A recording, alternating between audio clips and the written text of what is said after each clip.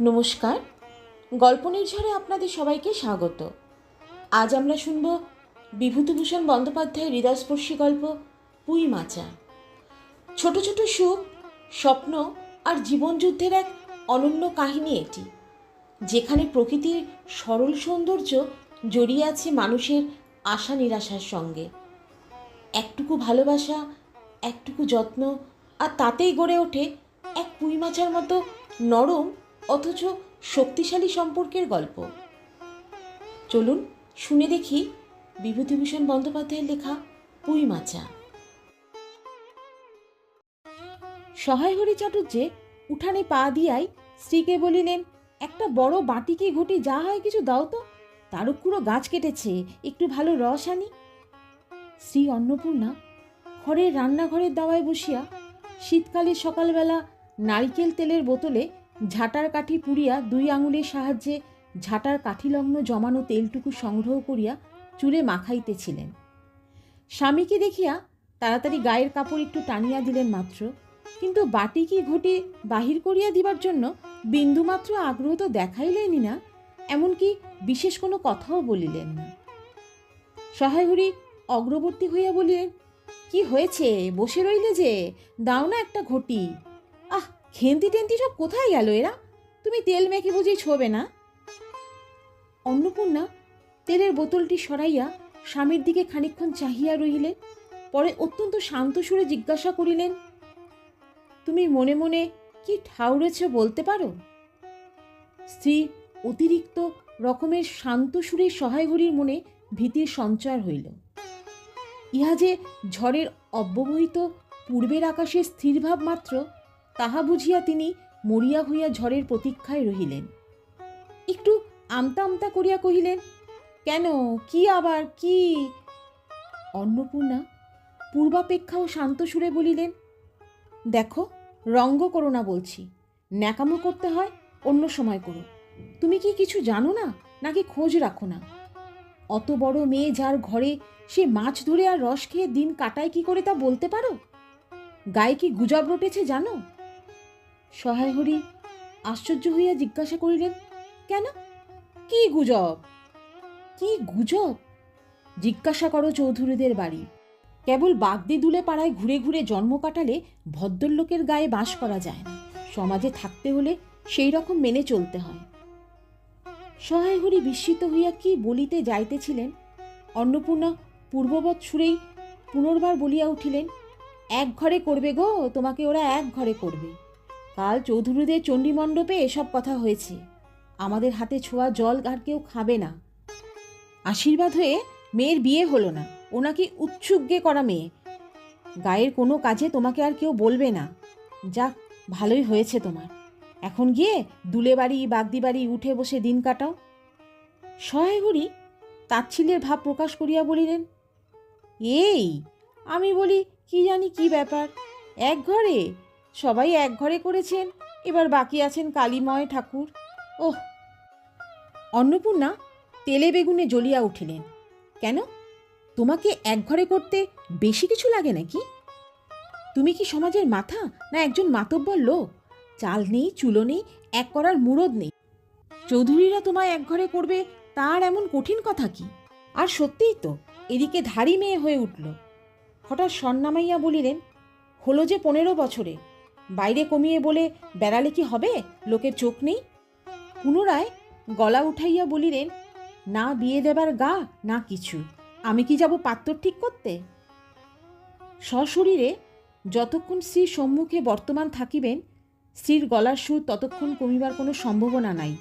এই কথা বুঝিয়াই সহায়হরি দাওয়া হইতে তাড়াতাড়ি একটি কাঁসার বাটি উঠাইয়া লইয়া খিড়কি দুয়ার লক্ষ্য করিয়া যাত্রা করিলেন। কিন্তু খিড়কি দুয়ারের একটু এদিকেই কি দেখিয়া হঠাৎ থামিয়া গেলেন এবং আনন্দপূর্ণ স্বরে বলিয়া উঠিলেন, এসব কি রে খেন্তিমা, এসব কোথা থেকে আনলি? ওহ, এ যে 14-15 বছরের একটি মেয়ে আর 2টি ছোট ছোট মেয়ে পিছনে লইয়া বাড়ি ঢুকিল। তাহার হাতে এক বোঝা পুঁইশাক, ডাঁটাগুলি মোটা ও হলদে। চেহারা দেখিয়া মনে হয় কাহারা পাকা পুঁই গাছ উপড়াইয়া ফেলিয়া উঠানের জঙ্গল তুলিয়া দিতেছিল। মেয়েটি তাহাদের উঠানের জঞ্জাল প্রাণপণে তুলিয়া আনিয়াছে। ছোট মেয়ে দুটির মধ্যে একজনের হাত খালি, অপরটির হাতে গোটা 2-3 পাকা পুঁই পাতা জড়ানো কোনো দ্রব্য। বড় মেয়েটি খুব লম্বা, গোলগাল চেহারা, মাথার চুলগুলো কৃষ্ণ ও আগোছালো, বাতাসে উড়িতেছে। মুখখানা খুব বড়, চোখ দুটো ডাগর ডাগর ও শান্ত। সরু সরু কাচের চুড়িগুলো 2 পয়সা ডজনের একটি সেফটি পিন দিয়া একত্র করিয়া আটকানো। পিনটির বয়স খুঁজিতে চাইলে প্রাগৈতিহাসিক যুগে গিয়া পড়িতে হয়। এই বড় মেয়েটির নামই বোধহয় খেন্তি, কারণ সে তাড়াতাড়ি পিছনে ফিরিয়া তাহার পশ্চাৎদর্তিনীর হাত হইতে পুঁই পাতা জড়ানো দ্রব্যটি লইয়া মেলিয়া ধরিয়া বলিল, চিংড়ি মাছ বাবা, গয়াবুড়ির কাছ থেকে রাস্তায় নিলাম, দিতে চায় না, বলে তোমার বাবার কাছে 8 দিনকার ধরুন 2 পয়সা বাকি আছে। আমি বললাম, দাও না গয়া পিসি, আমার বাবা কি তোমার 2 পয়সা নিয়ে পালিয়ে যাবে? আর এই পুঁইশাকগুলো ঘাটের ধারে রায় কাকা দিয়ে বলল, নিয়ে যা, কেমন মোটা মোটা। অন্নপূর্ণা দাওয়া হইতে অত্যন্ত ঝাঁঝের সহিত চিৎকার করিয়া উঠিয়া বলিলেন, নিয়ে যা, আহা কি অমর্ত্যই তোমাকে তারা দিয়েছে। পাকা পুইডাটা কাঠ হয়ে গিয়েছে, 2 দিন পর ফেলে দিত, নিয়ে যা। আর উনি তাদের আগাছা উঠিয়ে নিয়ে এসেছেন, ভালোই হয়েছে, তাদের আর নিজেদের কষ্ট করে কাটতে হলো না। যত পাথুরে বোকা সব মরতে আসে আমারই ঘাড়ে। ধাড়ি মেয়ে, বলে দিয়েছি না তোমায়, বাড়ির বাইরে কোথাও পা দিও না। লজ্জা করে না এপাড়া সেপাড়া করে বেড়াতে? বিয়ে হলে যে 4 ছেলের মা হতে, খাওয়ার নামে আর জ্ঞান থাকে না, তাই না? কোথায় শাক, কোথায় বেগুন, আর একজন বেড়াচ্ছেন কোথায় রস, কোথায় ছাই, কোথায় পাস। ফেল বলছি, ওসব ফেল। মেয়েটি শান্ত অথচ ভয় মিশ্রিত দৃষ্টিতে মার দিকে চাহিয়া হাতের বাঁধন আলগা করিয়া দিল। পুঁইশাকের বোঝা মাটিতে পড়িয়া গেল। অন্নপূর্ণা বকিয়াই চলিলেন, যাত রাধি, ও আপদগুলো টেনে খিড়কির পুকুরের ধারে ফেলে দিয়ে আয় তো। ফের যদি বাড়ির বাইর হতে দেখেছি তবে ঠ্যাং কোড়া করে দেব। বোঝা মাটিতে পড়িয়া গিয়াছিল। ছোট মেয়েটি কলের পুতুলের মতো সেগুলো তুলিয়া লইয়া খিড়কি অভিমুখে চলিল। কিন্তু ছোট মেয়ে অত বড় বোঝা আঁকড়াইতে পারিল না। অনেকগুলি ডাটা এদিকে ওদিকে ঝুলিতে ঝুলিতে চলিল। সহায় হরির ছেলেমেয়েরা তাহাদের মাকে অত্যন্ত ভয় করিত। সহায় হরি আমতা আমতা করিয়া বলিতে গেলেন, তা এনেছি ছেলে মানুষ খাবে বলে, তুমি আবার। পুঁইশাকের বোঝা লইয়া যাইতে যাইতে ছোট মেয়েটি ফিরিয়া দাঁড়াইয়া মার মুখের দিকে চাইল। অন্নপূর্ণা তাহার দিকে চাহিয়া বলিলেন, না না, নিয়ে যা, খেতে হবে না। মেয়ে মানুষের আবার অত নোলা কিসের? এক পাড়া থেকে এক পাড়া নিয়ে আসবে 2 পাকা পুঁইশাক ভিক্ষে করে। যা যা, তুই যা, দূর করে বনে দিয়ে আয়। সহায় হরি বড় মেয়ের মুখের দিকে চাহিয়া দেখিলেন, তাহার চোখ দুটা জলে ভরিয়া আসিয়াছে। তার মনে বড় কষ্ট হইল, কিন্তু মেয়ের যতই সাধের জিনিস হোক, পুঁইশাকের পক্ষাবলম্বন করিয়া দুপুরবেলা স্ত্রীকে চটাইতে তিনি আদৌ সাহসী হইলেন না। নিঃশব্দে খিড়কির দৌড় দিয়া বাহির হইয়া গেলেন। বসিয়া রাঁধিতে রাঁধিতে বড় মেয়ের মুখের কাতর দৃষ্টি স্মরণ পড়িবার সঙ্গে সঙ্গে অন্নপূর্ণার মনে পড়িল, গত অরন্ধনের পূর্বদিন বাড়িতে পুঁইশাক রান্নার সময় খেন্তি আবদার করিয়া বলিয়াছিল, মা, অর্ধেকগুলো কিন্তু একা আমার, অর্ধেক সব মিলে তোমাদের। বাড়িতে কেহ ছিল না। তিনি নিজে গিয়া উঠানের ও খিড়কির দোরের আশেপাশে যে ডাটা পড়িয়াছিল সেগুলি কুড়াইয়া লইয়া আসিলেন। বাকিগুলা কুড়ানো যায় না, ডোবার ধারের ছাই গাদায় ফেলিয়া দিয়াছে। কুচো চিংড়ি দিয়া এইরূপে চুপি চুপি পুঁইশাকে তরকারি রাঁধিলেন। দুপুরবেলা খেন্তি পাতে পুঁইশাকের চচ্চড়ি দেখিয়া বিস্ময় ও আনন্দপূর্ণ ডাগর চোখে মায়ের দিকে ভয়ে ভয়ে চাহিল। 2-1বার এদিক ওদিক ঘুরিয়া আসিতেই অন্নপূর্ণা দেখিলেন উক্ত পুঁইশাকের এক টুকরাও তাহার পাতে আর পড়িয়া রইল না। পুঁইশাকের উপর তাহার এই মেয়েটির কিরূপ লোভ তাহা তিনি জানিতেন। জিজ্ঞাসা করিলেন, কিরে খেন্তি, আর একটু চচ্চড়ি দেই? খেন্তি তৎক্ষণাৎ ঘাড় নাড়িয়া এ আনন্দজনক প্রস্তাব সমর্থন করিল। কি ভাবিয়া অন্নপূর্ণার চোখে জল আসিল। চাপিতে গিয়া তিনি চোখ উঁচু করিয়া চালের বাতায় গোজা ডালা হইতে শুকনো লঙ্কা পাড়িতে লাগিলেন। কালীময়ের চণ্ডীমণ্ডপে সেদিন বৈকালবেলা সহায় হরির ডাক পড়িল। সংক্ষিপ্ত ভূমিকা ফাঁদিবার পর কালীময় উত্তেজিত সুরে বলিলেন, সেসব দিন কি আর আছে ভায়া? এই ধরো কেষ্ট মুকুজ্জে, স্বভাব নইলে পাত্র দেব না, স্বভাব নইলে পাত্র দেব না করে কি কাণ্ডটাই করল। অবশেষে কিনা হরির ছেলেটাকে ধরে পড়ে মেয়ের বিয়ে দেয়, তবে রক্ষে। তার কি স্বভাব! রাম বলো 6-7 পুরুষে ভঙ্গ, পচা ক্ষত্রিয়। পরে সুর নরম করিয়া বলিলেন, তা সমাজের সেসব শাসনের দিন কি আর আছে? দিন দিন চলে যাচ্ছে, বেশি দূর যাই কেন, এই যে তোমার মেয়েটি 13 বছরে। সহায় হরি বাধা দিয়া বলিতে গেলেন, এই শ্রাবণে 13। আহা, 13 আর 16 তফাৎ কিসের শুনি? 13 আর 16 তফাৎটা কিসের? আসে 13ই হোক, চাই 16ই হোক, চাই 50ই হোক, তাতে আমাদের দরকার নেই। সে তোমার হিসেব তোমার কাছে। কিন্তু পাত্রর আশীর্বাদ হয়ে গেল, তুমি বেঁকে বসলে কি জন্যে শুনি? ও তো একরকম উৎসুগ্য করা মেয়ে হয়ে গেল। আশীর্বাদ হওয়াও যা, বিয়ে হওয়াও তা, 7 পাকের যা বাকি, এই তো। সমাজে বসে এসব কাজগুলি তুমি যে করবে, তা আমরা বসে বসে দেখব? এ তুমি মনে ভেবো না।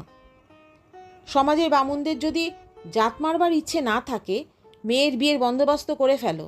পাত্তর রাজপুত্তর না হলে পাত্তর মেলে না। গরিব মানুষ দিতে থুতে পারবে না বলেই শ্রীমন্ত মজুমদারের ছেলেকে ঠিক করে দিলাম। লেখাপড়া নাই বা জানলে, জজ ম্যাজিস্ট্রেট না হলে কি আর মানুষ হয় না? দিব্যি বাড়ি, বাগান, পুকুর।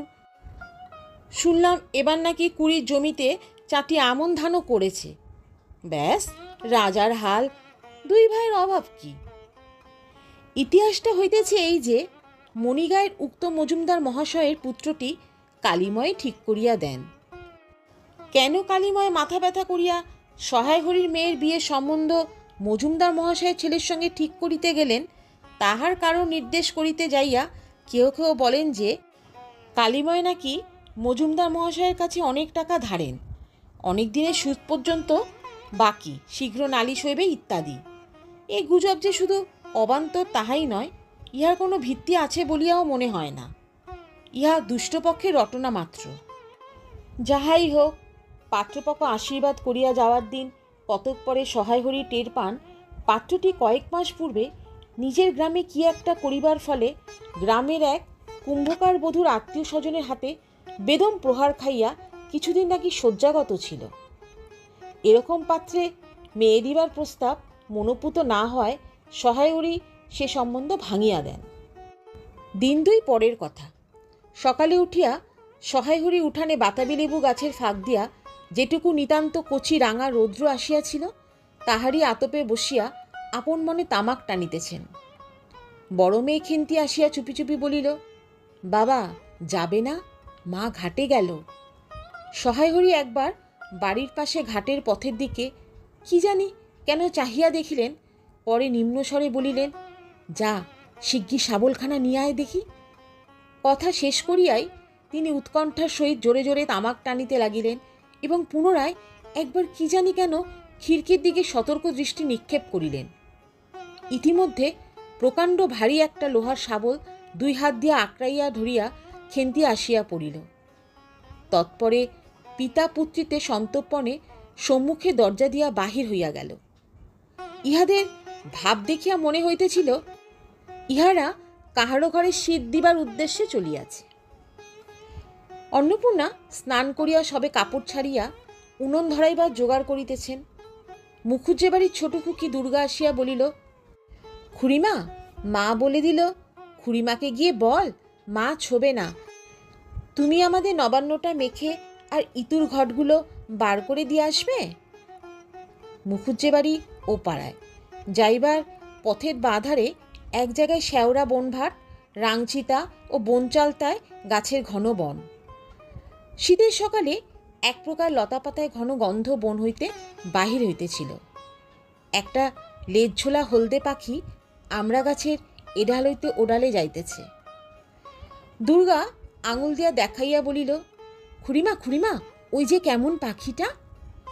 পাখি দেখিতে গিয়া অন্নপূর্ণা কিন্তু আরেকটা জিনিস লক্ষ্য করিলেন। ঘন বনটার মধ্যে কোথায় এতক্ষণ খুব খুব করিয়া আওয়াজ হইতেছিল, কে যেন কি খুঁড়িতেছে। দুর্গার কথার পরে হঠাৎ সেটা বন্ধ হয়ে গেল। অন্নপূর্ণা সেখানে খানিকক্ষণ থমকিয়া দাঁড়াইলেন, পরে চলিতে আরম্ভ করিলেন। তাহারা খানিক দূর যাইতে বনের মধ্যে পুনরায় খুব খুব শব্দ আরম্ভ হইল। কাজ করিয়া ফিরিতে অন্নপূর্ণার কিছু বিলম্ব হইল। বাড়ি ফিরিয়া দেখিলেন খেন্তি উঠানে রৌদ্রে বসিয়া তেলের বাটি সম্মুখে লইয়া খোপা খুলিতেছে। তিনি তীক্ষ্ণ দৃষ্টিতে মেয়ের দিকে চাহিয়া দেখিয়া বলিলেন, এখনো নাইতে যাসনি যে? কোথায় ছিলে এতক্ষণ? খেন্তি তাড়াতাড়ি উত্তর দিল, এই যে যাই মা, এখনই যাব। খেন্তি স্নান করিতে যাইবার একটুখানি পরেই সহায়হরি সৎসাহে 15-16 সের ভারী একটা মেটে আলু ঘাড়ে করিয়া কোথা হইতে আসিয়া উপস্থিত হইলেন এবং সম্মুখে স্ত্রীকে দেখিয়া কৈফিয়তের দৃষ্টিতে সেদিকে চাহিয়া বলিয়া উঠিলেন, ওই ও পাড়ায় ময়সা চৌকিদার রোজই বলে, কথা ঠাকুর, তোমার বাপ থাকতে তবু মাসে মাসে এদিকে তোমাদের পায়ের ধুলো পড়ত, তা আজকাল তো তোমরা আর আসো না। এই বেড়ার গায়ে মেটে আলু করে রেখেছি, তা দাদা ঠাকুর বরং। অন্নপূর্ণা স্থির দৃষ্টিতে স্বামীর দিকে চাহিয়া বলিলেন, বরজপোতার বনের মধ্যে বসে খানিক আগে কি করছিলে শুনি? সহায়হরি অবাক হইয়া বলিলেন, আমি? না, আমি কখনো না, এই তো আমি। সহায়হরির ভাব দেখিয়া মনে হইতেছিল তিনি এইমাত্র আকাশ হইতে পড়িয়াছেন। অন্নপূর্ণা পূর্বের মতনই স্থির দৃষ্টিতে স্বামীর দিকে চাহিয়া বলিলেন, চুরি তো করবেই, 3 কাল গিয়ে যে 1 কালে আছো। মিথ্যা কথাগুলো এখন আর বলো না, আমি সব জানি। মনে ভেবেছিলে আপদ ঘাটে গিয়েছে, আর কি, দুর্গার মা ডেকে পাঠিয়েছিল, ও পাড়ায় যাচ্ছি, শুনলাম বরজপোতায় বনের মধ্যে কী সব খুব খুব শব্দ। তখনই আমি বুঝতে পেরেছি। সারা পেয়ে শব্দ বন্ধ হয়ে গেল, যেই আবার খানিক দূর গেলাম আবার দেখি শব্দ। তোমার তো ইহকালও নেই, পরকালও নেই, চুরি করতে, ডাকাতি করতে, যা করতে ইচ্ছে হয় করো, কিন্তু মেয়েটাকে আবার এর মধ্যে নিয়ে ওর মাথাটা খাওয়া কিসের জন্য?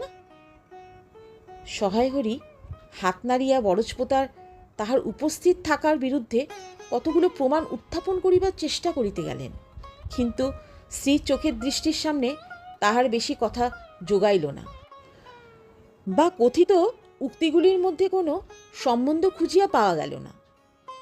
8 ঘণ্টা পরে খেন্তি স্নান সারিয়া বাড়ি ঢুকিল। সম্মুখস্থ মেটে আলুর দিকে একবার আর চোখে চাহিয়াই নিরীহ মুখে উঠানের আলনায় অত্যন্ত মনোযোগের সহিত কাপড় মেলিয়া দিতেছিল। অন্নপূর্ণা ডাকিলেন, খেন্তি, এদিকে আয় দেখি, একবার শুনে যা। মায়ের ডাক শুনিয়া খেন্তির মুখ শুকাইয়া গেল। সে ইতস্ততা করিতে করিতে মার নিকটে আসিলে তিনি জিজ্ঞাসা করিলেন, এই মেটে আলুটা দুজন মিলে তুলে এনেছিস না? খেন্তি মার মুখের দিকে একটুখানি চাহিয়া থাকিয়া একবার ভূপতিত মেটে আলুটার দিকে চাহিল, পরে পুনরায় মার মুখের দিকে চাহিল এবং সঙ্গে সঙ্গে ক্ষিপ্র দৃষ্টিতে একবার বাড়ির সম্মুখস্থ বাঁশঝাড়ের মাথার দিকেও চাহিয়া লইল। তাহার কপালে বিন্দু বিন্দু ঘাম দেখা গেল, কিন্তু মুখ দিয়া কথা বাহির হইল না। অন্নপূর্ণা কড়া সুরে বলিলেন, কথা বলছিস না যে বড়, এই মেটে আলু তুই এনেছিস কিনা? খেন্তি বিপন্ন চোখে মার মুখের দিকেই চাহিয়াছিল, উত্তর দিল, হ্যাঁ। অন্নপূর্ণা তেলে বেগুনে জ্বলিয়া উঠিয়া বলিলেন, পাজি, আজ তোমার পিঠে আমি আস্ত কাঠের চেলা ভাঙব, তবে ছাড়ব। বরজপোতায় বনে গিয়েছে মেটে আলু চুরি করতে। সমস্ত মেয়ে বিয়ে যোগ্য হয়ে গেছে কোন কালে, সে একগলা বিজন বন যার মধ্যে দিন দুপুরে বাঘ লুকিয়ে থাকে, তার মধ্যে থেকে পরের আলু নিয়ে এলো তুলে। যদি গোসাইরা চৌকিদার ডেকে তোমায় ধরিয়ে দেয়, তোমার কোন শ্বশুর এসে তোমায় বাঁচাতো? আমার জোটে খাবো, না জোটে না খাবো, তা বলে পরের জিনিসে হাত? এই মেয়ে আমি কি করব মা? 2-3 দিন পরে একদিন বৈকালে ধুলামাটি মাখা হাতে খেন্তি মাকে আসিয়া বলিল, মা মা দেখবে এসো। অন্নপূর্ণা গিয়া দেখিলেন ভাঙা পাঁচিলের ধারে যে ছোট খোলা জমিতে কতগুলো পাথরকুচি ও কণ্টিকারির জঙ্গল হইয়াছিল, খেন্তি ছোট বোনটিকে লইয়া সেখানে মহা উৎসাহে তরকারির আওলাদ করিবার আয়োজন করিতেছে এবং ভবিষ্য সম্ভাবী নানাবিধ কাল্পনিক ফলমূলের অগ্রদূতস্বরূপ বর্তমানে কেবল একটিমাত্র শীর্ণকায় পুঁইশাকের চারা কাপড়ের ফালির গ্রন্থিবদ্ধ হইয়া ফাঁসি হইয়া যাওয়া আসামির মতন ঊর্ধ্বমুখে একখণ্ড শুষ্ক কঞ্চির গায়ে ঝুলিয়া রহিয়াছে। ফলমূলাদির অবশিষ্টগুলি আপাতত তার বড় মেয়ের মস্তিষ্কের মধ্যে অবস্থিতি করিতেছে, দিনের আলোয় এখনো বাহির হয় নাই। অন্নপূর্ণা হাসিয়া বলিলেন, দূর পাগলি, এখন পুঁই ডাঁটার চারা পোতে কখনো? বর্ষাকালে পুঁততে হয়, এখন যে জল না পেয়ে মরে যাবে। খেন্তি বলিল, কেন, আমি রোজ জল ঢালব। অন্নপূর্ণা বলিলেন, দেখ, হয়তো বেঁচে যেতেও পারে। আজকাল রাতে খুব শিশির হয়, খুব শীত পড়িয়াছে। সকালে উঠিয়া সহায়হরি দেখিলেন তাহার দুই ছোট মেয়ে দোলায় গায়ে বাঁধিয়া রোদ উঠিবার প্রত্যাশায় উঠানের কাঁঠাল তলায় দাঁড়াইয়া আছে। একটা ভাঙা ঝুড়ি করিয়া খেন্তি শীতে কাঁপিতে কাঁপিতে মুখুজ্জে বাড়ি হইতে গোবর কুড়াইয়া আনিল। সহায়হরি বলিলেন, হেমা খেন্তি, তা সকালে উঠে জামাটা গায়ে দিতে তোর কি হয়? দেখ দেখি, এই শীত। আচ্ছা দিচ্ছি বাবা। কই, শীত তেমন তো। হ্যাঁ হ্যাঁ হ্যাঁ, দে মা, এখুনি দে, অসুখ বিসুখ 5 রকম হতে পারে, বুঝলি রে। সহায়হরি বাহির হইয়া গেলেন। ভাবিতে ভাবিতে গেলেন, তিনি কি অনেকদিন মেয়ের মুখের দিকে ভালো করে চাহেন নাই?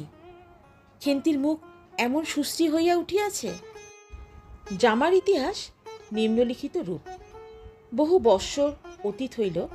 হরিপুরের রাসের মেলা হইতে সহায়হরি কালো সার্জের এই 2.5 টাকা মূল্যের জামাটি ক্রয় করিয়া আনেন। ছিঁড়িয়া যাইবার পর তাহাতে কতবার রিপু ইত্যাদি করা হইয়াছিল। সম্প্রতি গত বৎসর হইতে খেন্তির স্বাস্থ্যোন্নতি হওয়ার দরুন জামাটি তাহার গায়ে হয় না। সংসারে এসব খোঁজ সহায়হরি রাখিতেন না। জামার বর্তমান অবস্থা অন্নপূর্ণারও জানা ছিল না। খেন্তির নিজস্ব ভাঙা টিনের তোরঙ্গের মধ্যে উহা থাকিত। পৌষ সংক্রান্তি সন্ধ্যাবেলা অন্নপূর্ণা একটা কাশিতে চালের গুঁড়া, ময়দা ও গুড় দিয়া চটকাইতেছিলেন। একটা ছোট বাটিতে 1 বাটি তেল। খেন্তি কুড়ুনির নিচে একটা কলার পাতা পাড়িয়া 1 থাল নারকেল কুড়িতেছে। অন্নপূর্ণা প্রথমে খেন্তির সাহায্য লইতে স্বীকৃত হন নাই, কারণ সে যেখানে সেখানে বসে, বনে বাদারে ঘুরিয়া ফেরে। তাহার কাপড় চোপড় শাস্ত্রসম্মত সূচি নহে। অবশেষে খেন্তি নিতান্ত ধরিয়া পড়ায় হাত পা ধোয়াইয়া ও শুদ্ধ কাপড় পরাইয়া তাহাকে বর্তমান পদে নিযুক্ত করিয়াছে। ময়দার গোলা মাখা শেষ হইলে অন্নপূর্ণা উনুনে খোলা চাপাইতে যাইতেছেন। ছোট মেয়ে রাধি হঠাৎ ডান হাতখানা পাতিয়া বলিল, মা, ওই একটু। অন্নপূর্ণা বড় গামলাটা হইতে একটুখানি গোলা তুলিয়া লইয়া হাতের আঙুল 5টি দ্বারা একটি বিশেষ মুদ্রা রচনা করিয়া সেটুকু রাধির প্রসারিত হাতের উপর দিলেন। মেজ মেয়ে পুটি অমনি ডান হাতখানা কাপড়ে তাড়াতাড়ি মুছিয়া লইয়া মার সামনে পাতিয়া বলিল, মা, আমায় একটু। খেন্তি সূচি বস্ত্রে নারিকেল কুড়িতে কুড়িতে লুব্ধ নেত্রে মধ্যে মধ্যে এদিকে চাহিতেছিল। এ সময় খাইতে যাওয়ায় মা পাছে বকে, সেই ভয়ে চুপ করিয়া রহিল। অন্নপূর্ণা বলিলেন, দেখি নিয়ে আয় খেন্তি, ওই নারকেল মালাটা, ওতে তোর জন্য একটু রাখি। খেন্তি ক্ষিপ্রহস্তে নারিকেলের উপরের মালাখানা যাতে ফুটা নাই সেখানা সরাইয়া দিল। অন্নপূর্ণা তাহাতে একটু বেশি করিয়াই গোলা ঢালিয়া দিলেন। মেজো মেয়ে পুটি বলিল, জ্যাঠাইমারা অনেকখানি দুধ নিয়েছে, রাঙা দিদি ক্ষীর তৈরি করছিল, ওদের অনেক রকম হবে। খেন্তি মুখ তুলিয়া বলিল, এবেলা আবার হবে নাকি? ওরা তো ওবেলা ব্রাহ্মণ নেমন্তন্ন করেছিল, সুরেশ কাকাকে আর ওপাড়ার তিনুর বাবাকে। ওবেলা তো পায়েস, ঝোলপুলি, মুক্তোক্তি এইসব হয়েছে। পুটি জিজ্ঞাসা করিল, হ্যাঁ মা, ক্ষীর না হলে নাকি পাটিসাপটা হয় না? খেদি বলছিল, ক্ষীরের পুর না হলে কি আর পাটিসাপটা হয়? আমি বললাম, কেন, আমার মা তো শুধু নারকেলের ছাই দিয়েই করে, সে তো কেমন লাগে। অন্নপূর্ণা বেগুনের বোটায় একটুখানি তেল লইয়া খোলায় মাখাইতে মাখাইতে প্রশ্নের সদুত্তর খুঁজিতে লাগিলেন। খেন্তি বলিল, খেদির ওইসব কথা, খেদির মা তো ভারী পিঠে করে কি না? ক্ষীরের পুর দিয়ে ঘিয়ে ভাজলেই কি আর পিঠে হলো? সেদিন জামাই এলে ওদের বাড়ি দেখতে গেলুম কি না, তাই খুড়িমা দুখানা পাটিসাপটা খেতে দিলে। ও মা, কেমন একটা ধরা ধরা গন্ধ! আর পিঠেতে কখনো কোনো গন্ধ পাওয়া যায়?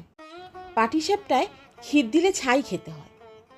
বেপরোয়াভাবে উপরোক্ত উক্তি শেষ করিয়াই খেন্তি মার চোখের দিকে চাহিয়া জিজ্ঞাসা করিল, মা, নারকেলের কোড়া একটু নেব? অন্নপূর্ণা বলিলেন, নে, কিন্তু এখানে বসে খাস নে, মুখ থেকে পড়বে না কি হবে, যা ওদিকে যা। খেন্তি নারকেলের মালায় এক থাবা তুলিয়া লইয়া একটু দূরে গিয়া খাইতে লাগিল। মুখ যদি মনের দর্পণ স্বরূপ হয়, তবে খেন্তির মুখ দেখিয়া সন্দেহের কোনো কারণ থাকিতে পারিত না যে সে অত্যন্ত মানসিক তৃপ্তি অনুভব করিতেছে। ঘণ্টাখানেক পরে অন্নপূর্ণা বলিলেন, ওরে, তোরা সব এক এক টুকরো পাতা পেতে বসতো দেখি, গরম গরম দিই। খেন্তি, জল দেওয়া ভাত আছে ও বেলার, বার করে নিয়ে আয়। খেন্তির নিকট অন্নপূর্ণার এ প্রস্তাব যে মনোপুত হইল না, তাহা তার মুখ দেখিয়া বোঝা গেল। পুটি বলল, মা, বর্দি পিঠেই খাক, ভালোবাসে, ভাত বরং থাকুক, আমরা কাল সকালে খাব। খান কয়েক খাইবার পরেই মেজো মেয়ে পুটি খাইতে চাহিল না। সে নাকি অধিক মিষ্টি খাইতে পারে না। সকলের খাওয়া শেষ হইয়া গেলেও খেন্তি তখনও খাইতেছে। সে মুখ বুজিয়া শান্তভাবে খায়, বড় একটা কথা কহে না। অন্নপূর্ণা দেখিলেন সে কম করিয়াও 18-19 খানা খাইয়াছে। জিজ্ঞাসা করিলেন, খেন্তি, আর নিবি? খেন্তি খাইতে খাইতে শান্তভাবে সম্মতিসূচক ঘাড় নাড়িল। অন্নপূর্ণা তাহাকে আরও খান কয়েক দিলেন। খেন্তির মুখ চোখ ঈষৎ উজ্জ্বল দেখাইল। হাসি ভরা চোখে মার দিকে চাহিয়া বলিল, বেশ খেতে হয়েছে মা, ওই যে তুমি কেমন ফেনিয়ে নাও, ওতেই কিন্তু। সে পুনরায় খাইতে লাগিল। অন্নপূর্ণা হাতা খুন্তি চুলি তুলিতে তুলিতে সস্নেহে তার এই শান্ত নিরীহ একটু অধিক মাত্রায় ভোজনপটু মেয়েটির দিকে চাহিয়া রহিলেন। মনে মনে ভাবিলেন, খেন্তি আমার যার ঘরে যাবে তাদের অনেক সুখ দেবে। এমন ভালো মানুষ, কাজকর্মে বকো, মারো, গাল দাও টু শব্দটি তার মুখে নেই, উঁচু কথা কখনো কেউ শোনেনি। বৈশাখ মাসের প্রথমে সহায় হরির এক দুঃসম্পর্কীয় আত্মীয়ের ঘটকালিতে খেন্তির বিবাহ হইয়া গেল। দ্বিতীয় পক্ষে বিবাহ করিলেও পাত্রটির বয়স 40-এর খুব বেশি কোনো মতেই হইবে না। তবুও প্রথমে এখানে অন্নপূর্ণা আদৌ ইচ্ছুক ছিলেন না। কিন্তু পাত্রটি সঙ্গতিপন্ন, শহর অঞ্চলে বাড়ি, সিলেট চুন ও ইটের ব্যবসায় 2 পয়সা নাকি করিয়াছে। এরকম পাত্র হঠাৎ মেলা বড়ই দুষ্কর। জামাইয়ের বয়স একটু বেশি। প্রথমে অন্নপূর্ণা জামাইয়ের সম্মুখে বাহির হইতে একটু সংকোচবোধ করিতেছিলেন। পরে পাছে খেন্তির মনে কষ্ট হয়, এই জন্য বরণের সময় তিনি খেন্তির সুপুষ্ট হস্তখানি ধরিয়া জামাইয়ের হাতে তুলিয়া দিলেন। চোখের জলে তাহার গলা বন্ধ হইয়া আসিল, কিন্তু কিছু বলিতে পারিলেন না। বাড়ির বাহির হইয়া আমলকিতলায় বেহারারা সুবিধা করিবার লইবার জন্য বরের পালকি একবার নামাইল। অন্নপূর্ণা চাহিয়া দেখিলেন বেড়ার ধারে নীল রঙের মেদি ফুলের গুচ্ছগুলো যেখানে নত হইয়া আছে, খেন্তির কম দামের বালুচরের রাঙাচিলির আঁচলখানা পালকির বাহির হইয়া সেখানে লুটাইতেছে। তার এই অত্যন্ত অগোছালো, নিতান্ত নিরীহ এবং একটু অধিক মাত্রায় ভোজনপটু মেয়েটিকে পরের ঘরে অপরিচিত মহলে পাঠাইতে তাহার বুক উদ্বেল হইয়া উঠিতেছিল। খেন্তিকে কি অপরে ঠিক বুঝিবে? যাইবার সময় খেন্তি চোখের জলে ভাসিতে ভাসিতে সান্ত্বনা সুরে বলিয়াছিল, মা, আষাঢ় মাসে আমাকে এনো, বাবাকে পাঠিয়ে দিও, 2 মাস তো। ওপাড়ার ঠান দিদি বলিলেন, তোর বাবা তোর বাড়ি যাবে কেন রে? আগে নাতি হোক তবে তো। খেন্তির মুখ লজ্জায় রাঙা হইয়া উঠিল। জলভরা ডাগর চোখের ওপর একটুখানি লাজুক হাসির আভা মাখাইয়া সে একগুঁয়েমি সুরে বলিল, না, যাবে না বই কি, দেখো তো কেমন না যান। ফাল্গুন চৈত্র মাসের বৈকাল বেলা উঠানের মাচায় রৌদ্রে দেওয়া আমসত্ত্ব তুলিতে তুলিতে অন্নপূর্ণার মন হু হু করিত। তার অনাচারী লোভী মেয়েটি আজ বাড়িতে নাই যে। কোথা হইতে বেড়াইয়া আসিয়া লজ্জাহীনার মতন হাতখানি পাতিয়া মিনতির সুরে অমনি বলিবে, মা, বলবে একটা কথা, ওই কোনটা ছিঁড়ে একটুখানি। 1 বছরের উপর হইয়া গিয়াছে। পুনরায় আষাঢ় মাস, বর্ষা বেশ নামিয়াছে। ঘরের দাওয়ায় বসিয়া সহায়হরি প্রতিবেশী বিষ্ণু সরকারের সহিত কথা বলিতেছেন। সহায়হরি তামাক সাজিতে সাজিতে বলিলেন, ও তুমি ধরে রাখো, ওরকম হবে দাদা। আমাদের অবস্থার লোকের ওর চেয়ে ভালো কি আর জুটবে? বিষ্ণু সরকার তালপাতা চাটাইয়ের ওপর উবু হইয়া বসিয়াছিলেন। দূর হইতে দেখিলে মনে হইবার কথা তিনি রুটি করিবার জন্য ময়দা চটকাইতেছেন। গলা পরিষ্কার করিয়া বলিলেন, না, সব তো আর, তাছাড়া আমি যা দেব নগদেই দেব। তোমার মেয়েটির হয়েছিল কি? সহায়হরি হুকাটায় 5-6টি টান দিয়া কাশিতে কাশিতে বলিলেন, বসন্ত হয়েছিল শুনলাম। ব্যাপার কি দাঁড়ালো বুঝলে? মেয়ে তো কিছুতেই পাঠাতে চায় না। 250 আন্দাজ টাকা বাকি ছিল। বললে ও টাকা আগে দাও, তবে মেয়েকে নিয়ে যাও। একেবারে চামার। তারপর বললাম, টাকাটা ভায়া ক্রমে ক্রমে দিচ্ছি। পুজোর তত্ত্ব কম করেও 30 টাকার কম হবে না, ভেবে দেখলাম কি না। মেয়ের নানা নিন্দে ওঠালে, ছোট লোকের মতন চলে, হাবাতে ঘরের মতো খায়, আরও কত কি। পৌষ মাসে দেখতে গেলাম, মেয়েটাকে ফেলে থাকতে পারতাম না, বুঝলে। সহায়হরি হঠাৎ কথা বন্ধ করিয়া জোরে মিনিট কতক ধরিয়া হুকোয় টান দিতে লাগিলেন। কিছুক্ষণ দুজনের কোনো কথা শোনা গেল না। অনেকক্ষণ পরে বিষ্ণু সরকার বলিলেন, তারপর? আমার স্ত্রী অত্যন্ত কান্নাকাটি করতে পৌষ মাসে দেখতে গেলাম। মেয়েটির যে অবস্থা করেছে, শাশুড়িটা শুনিয়ে শুনিয়ে বলতে লাগলো, না জেনে শুনে ছোট লোকের সঙ্গে কুটুম্বিতে করলে এরকমই হয়। যেমনি মেয়ে তেমনি বাপ। পৌষ মাসের দিনে মেয়ে দেখতে এলে শুধু হাতে। পরে বিষ্ণু সরকারের দিকে চাহিয়া বলিলেন, বলি আমরা ছোট লোক কি বড় লোক, তোমার তো সরকার খুঁড়ো জানতে বাকি নেই। বলি পরমেশ্বর চাটুর্যের নামে নীলকুঠির আমলে এই অঞ্চলে বাঘে গরুতে 1 ঘাটে জল খেয়েছে। আজই না হয় আমি প্রাচীন। আভিজাত্যের গৌরবে সহায়হরি শুষ্ক স্বরে হাহা করিয়া খানিকটা শুষ্ক হাস্য করিলেন। বিষ্ণু সরকার সমর্থনসূচক একটা অস্পষ্ট শব্দ করিয়া বার কতক ঘাড় নাড়িলেন। তারপর ফাল্গুন মাসেই তার বসন্ত হলো। এমন চামার, বসন্ত গায়ে বেরুতেই টালায় আমার এক দুঃসম্পর্কের বোন আছে। একবার কালীঘাটে পুজো দিতে এসে তার খোঁজ পেয়েছিল, তারই ওখানে ফেলে রেখে গেল। আমায় না একটা সংবাদ, না কিছু। তারা আমায় সংবাদ দেয়, তা আমি গিয়ে দেখতে পাওনি? না, এমনি চামার, গহনাগুলো অসুখ অবস্থাতেই গা থেকে খুলে নিয়ে তবে টালায় পাঠিয়ে দিয়েছে। যাক, তা চলো যাওয়া যাক, বেলা গেল। তারপর চার কি ঠিক করলে? পিঁপড়ের টোপে মুড়ির চার তো সুবিধা হবে না। তারপর কয়েক মাস কাটিয়া গিয়াছে। আজ আবার পৌষ পার্বণের দিন। এবার পৌষ মাসের শেষে এত শীত পড়িয়াছে যে এরূপ শীত তাহারা কখনো জ্ঞানে দেখেন নাই। সন্ধ্যার সময় রান্নাঘরের মধ্যে বসিয়া অন্নপূর্ণা সরু চাকলি পিঠার জন্য চালের গুঁড়ার গোলা তৈয়ারি করিতেছেন। পুটি ও রাধি উনুনের পাশে বসিয়া আগুন পোহাইতেছে।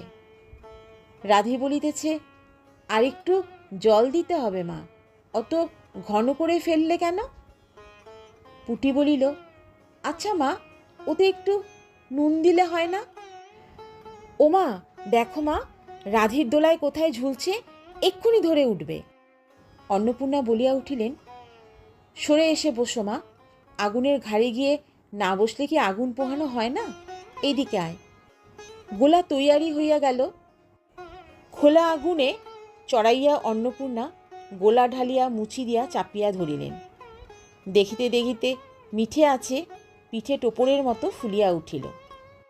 পুটি বলিল, মা দাও, প্রথম পিঠেখানা কানাচি সারা ষষ্ঠীকে ফেলে দিয়ে আসি। অন্নপূর্ণা বলিলেন, একা যাস নে, রাধিকে নিয়ে যা। খুব জ্যোৎস্না উঠিয়াছিল। বাড়ির পিছনে সারা গাছের ঝোপের মাথায় তেলাকুচা লতার থলো থলো সাদা ফুলের মধ্যে জ্যোৎস্না আটকিয়া রহিয়াছে। পুটি ও রাধি খিড়কি দোর খুলিতেই একটা শিয়াল শুকনো পাতায় খসখস শব্দ করিতে করিতে ঘন ঝোপের মধ্যে ছুটিয়া পলাইল। পুটি পিঠেখানা জোর করিয়া ছুঁড়িয়া ঝোপের মাথায় ফেলিয়া দিল। তাহার পর চারিধারে নির্জন বাঁশবনের নিস্তব্ধতায় ভয় পাইয়া ছেলে মানুষ পিছু হটিয়া আসিয়া খিড়কি দরজার মধ্যে ঢুকিয়া পড়িয়া তাড়াতাড়ি দ্বার বন্ধ করিয়া দিল। পুটি ও রাধি ফিরিয়া আসিলে অন্নপূর্ণা জিজ্ঞাসা করিল, দিলি? পুটি বলিল, হ্যাঁ মা, তুমি আর বছর যেখান থেকে নেবুর চারা তুলে এনেছিলে সেখানে ফেলে দিলাম। তারপর সে রাত্রে অনেকক্ষণ কাটিয়া গেল। পিঠে গড়া প্রায় শেষ হইয়া আসিয়াছে। রাতও তখন খুব বেশি। জ্যোৎস্নার আলোয় বাড়ির পিছনের বনে অনেকক্ষণ ধরিয়া একটা কাঠঠোকরা পাখি ঠকঠক শব্দ করিতেছিল। তাহার স্বরটাও যেন ক্রমে তন্দ্রালু হইয়া পড়িয়াছে। দুই বোনের খাইবার জন্য কলার পাতা চিরিতে চিরিতে পুটি অন্যমনস্কভাবে হঠাৎ বলিয়া উঠিল, দিদি বড় ভালোবাসত। তিনজনেই খানিকক্ষণ নির্বাক হইয়া বসিয়া রইল। তাহার পর তাহাদের তিনজনেরই দৃষ্টি কেমন করিয়া আপনা আপনি উঠোনের এক কোণে আবদ্ধ হইয়া পড়িল। সেখানে বাড়ির সেই লোভী মেয়েটির লোভের স্মৃতি পাতায় পাতায় শিরায় শিরায় জড়াইয়া তাহার কত সাধের নিজের হাতে পোতা পুঁই গাছটি মাচা জুড়িয়া বাড়িয়া উঠিয়াছে। বর্ষার জল ও কার্তিক মাসের শিশির লইয়া কচি কচি সবুজ ডোগাগুলি মাচাতে সব ধরে নাই, মাচা হইতে বাহির হইয়া দুলিতেছে। সুপুষ্ট নধর প্রবর্ধমান জীবনের লাবণ্যে ভরপুর। শুনলেন বিভূতিভূষণ বন্দ্যোপাধ্যায়ের লেখা পুঁই মাচা। গল্প নির্ঝরের সঙ্গে থাকার জন্য আপনাদের সবাইকে ধন্যবাদ। আবার ফিরে আসবো অন্য কোনো নতুন গল্পের সঙ্গে। সবাই ভালো থাকবেন, সুস্থ থাকবেন।